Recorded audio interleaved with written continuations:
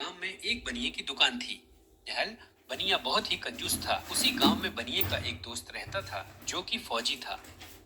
फौजी और बनिए के बीच बहुत ही गहरी दोस्ती थी। फौजी का कोई परिवार नहीं था। फौजी जब भी फौज से छुट्टी लेके आता तो सीधा उस बनिए के घर में ही अपनी छुट्टियां बिताता था। फौजी जो भी पैसा कमाता सब बनिए को दे देता था क्योंकि फौजी का कोई भी घर बार नहीं था। एक दिन बॉर्डर पर जंग छिड़ जाती है। तभी फौजी को अचानक छुट्टियां छोड़कर जंग के मैदान में जाना होता है।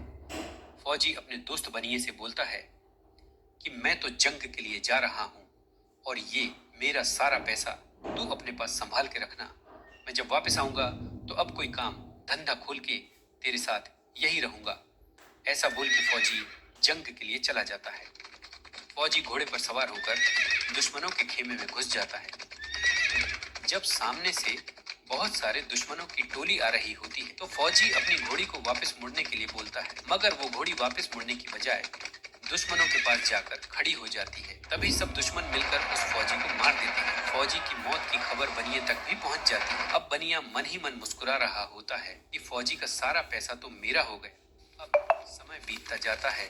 बनिए के यहाँ एक लड़का पैदा होता है। लड़का जब बड़ा होता है बनिया धूमधाम से अपने लड़के की शादी करता है। शादी के कुछ समय बाद ही बनिए का लड़का बहुत बीमार हो जाता है।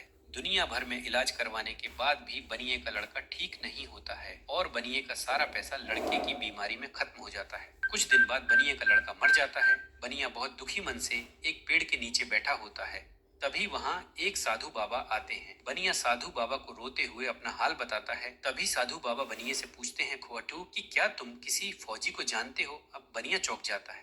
तभी बनिया बताता है कि हाँ, एक फौजी था, मेरा दोस्त था। बनिया बोलता है, पूछो कि बाबा आप ये सब कैसे जानते हो?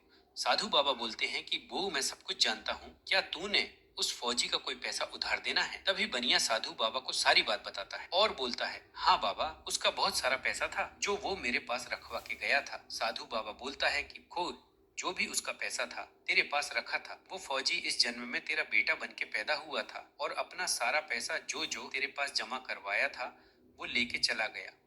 बनिया ये सुन के हैरान हो जाता है। तभी बनिया बोलता है, बाबा इसमें तो मेरी गलती थी, मगर इसकी सजा मेरी बहू को क्यों मिली? साधु बाबा मुस्कुराते हैं और बोलते हैं, फौजी इसी लड़की की वजह से ही बॉर्डर में दुश्मनों के हाथों से मरा था। अब बनिया बोलता है, बाबा मैं कुछ समझा नहीं। साधु बाबा बोलते हैं कि जंग में फौजी जिस घोड़ी के ऊपर बैठा था, पिछले जन्म में ये लड़की वही घोड़ी थी जिसकी वजह से उस फौजी की मौत हुई थी। अब बनिया समझ जाता है, हमने जो जो जिसका देना है वो हमें देना ही पड़ेगा, चाहे इस जन्म में चाहे अगले जन्म में।